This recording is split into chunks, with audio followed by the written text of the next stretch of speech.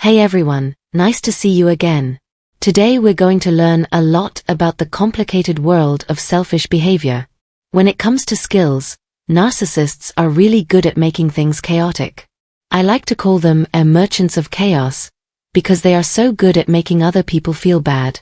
Just think about it, they have a way of turning even the calmest places into places of chaos and panic, leaving confusion behind them wherever they go.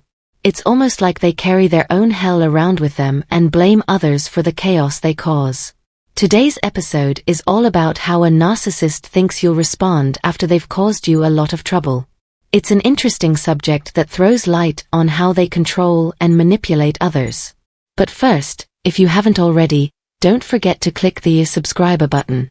Your help makes more people aware of narcissistic abuse and gives others the tools they need to spot and escape these unhealthy relationships. Let's solve the puzzles of selfish behavior and find out what's really going on with their crazy plans. Watch out! To a narcissist, chaos is like their favorite song on repeat. It's what they thrive on, what keeps them going.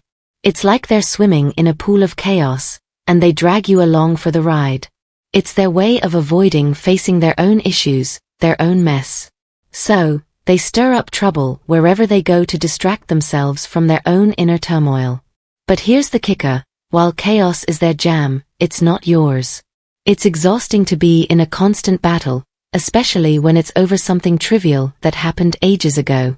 You're trying to catch some Z's, and there they go bringing up ancient history, ruining your peace of mind. And after all that drama, they snooze like a baby, while you're left tossing and turning, feeling utterly drained. They feed off your emotions, preying on you like a predator. When they unleash chaos, their twisted logic tells them that it's your job to clean up the mess, to fix everything, even though they're the ones causing all the trouble. They expect you to beg for forgiveness, to bend over backward to make things right, while they sit back and watch the show. Chaos isn't just what they say or do, it's the turmoil you endure while they kick back and relax. They find solace in your suffering. It's sick, but that's how they roll. There's a story of someone who grew up in a household where chaos was a constant presence, courtesy of their parents. The father was an overt malignant narcissist, while the mother was covert. Each had their own unique way of creating havoc, but the father's approach was particularly extreme. When chaos erupted, it was like a storm tearing through the household. He would break things, unleash verbal and physical abuse, and psychologically batter those around him. What made it even more exhausting was his rigid demeanor during these moments. No matter how much one begged or pleaded for him to stop, he remained unmoved, as solid as a rock. These outbursts often occurred during significant events or celebrations, triggered by the slightest perceived criticism or lack of attention towards him. And once the chaos began, there was no stopping it. He would withhold his support or presence when it was needed most, leaving his children to suffer in his wake. But what was perhaps most disturbing was his lack of empathy afterwards. While his children struggled to cope with the aftermath, he would simply eat and sleep as if nothing had happened, reveling in the power he wielded over their lives. For those caught in the midst of his chaos, it was a never-ending battle, with layers upon layers of turmoil stacked upon each other. And amidst it all, he remained indifferent to the pain he caused, finding satisfaction in his ability to destroy. When it comes to my mom, who's secretly narcissistic, chaos wasn't loud screams or shouting matches. It was more like this suffocating vibe she'd create. She'd do subtle stuff, like making faces or avoiding eye contact. But the real kicker was when she'd act all down and out on special days when all eyes weren't on her. She'd sulk and make it seem like she was in this deep, dark hole of suffering. But it was all an act, just to get everyone to ask her, what's wrong? It sucked the life out of any celebration, turning it gray instead of colorful. I'd always be on edge, worrying about her, trying to figure out how to snap her out of it. And if by some miracle you tried to ignore her drama and enjoy yourself, she'd hit you with the silent treatment. It was like you'd betrayed her just by having a good time. She expected us to suffer right alongside her, to be drained by her fake drama and then recharge her soul. It was always about her. Experiences like these changed how we saw holidays and special occasions.